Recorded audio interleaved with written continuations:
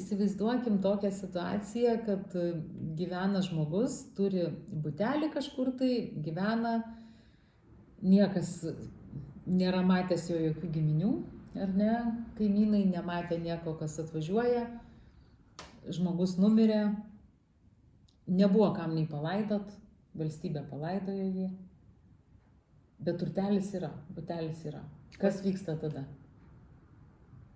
Gaila. Nu, labai gaila, labai gaila, bet tokie socialiniai susipriešinimai kartais įvyksta. Būna ir tokių atvejų, kada iš tikrųjų yra pirmos ir netgi antros eilės įpėdinė, ne, bet tiesiog jie nesikreipia to palikimo arba tiesiog nemato reikalo ir iš tikrųjų tas butelis taip ir lieka niekieno, kaip bando vardinti, ne, sakykime, visuomenė mūsų, bet kažkas tą butą, sakykime, mūsų duotų pavyzdžių administruoja. Ten butų ūkis ar kita kažkokia institucija, kuri galiausiai po mėnesį 3-5 jinai susizgribs, kad niekas nemoka jokių mokesčių, vadinasi, jis turi galimybę galbūt pasitikrinti ir užklausti notarą, ar yra kažkokių duomenų, nes jisai tampa kreditorium, taip vadinasi, teisinėje sistemoje, ne?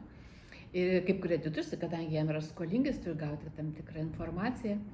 Vadinasi, jeigu tikrai tas įpėdinė neatėjo, ta institucija kreipsis į turto banką dėl turto perėmimo valstybei. Tiesiog bus išduotas paveldėjimo liudijimas valstybei. Aha, tada reiškia, valstybė tampa to butelio savininkė, ar ne? Taip, valstybė gauna nuosavybę. Ir dar truputį toliau šoktelkim. Ir tada kažkas tai vis dėlto sužinojo ir atsirado kažkoks įpėdinis. Na jo, labą dieną. Labą dieną. Nereikėjo. Sako, jo, va, tas butelis buvo mano dėdės. Taip. Ar ne? Ir aš įrodau, kad aš esu sūnėnas, aš nežinau, kad jisai mirė, dabar va sužinojau ir atėjau. Duokit man tą butelį. Jo lankyti nereikėjo. Ne, nieko man nereikėjo, bet duokit man tą butelį. Taip, butelį labai norisi, labai. Bet jau mes atidėm valstybę, ar ne? Taip. Taip. O aš sakau, ne, atiduokit man. Aš galiu eiti į teismą? Teisė eiti į teismą su ieškiniu turi visi piliečiai, bet visokiais klausimais. Bet kuo baigsis tas klausimas? Čia vėl kita tema.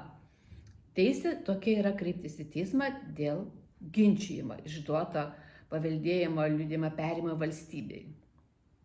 Gal žinai kažkokių tai atvejų, kaip tokie dalykai baigėsi, kokių teisminių praktikų?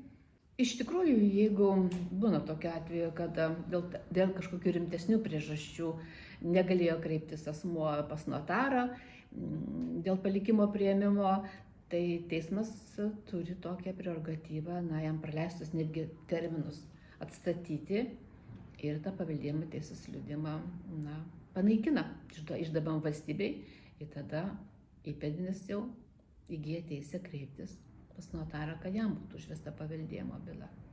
Ir lygiai taip pat ir nepatenkino tokiu. Visai būna. Visai būna.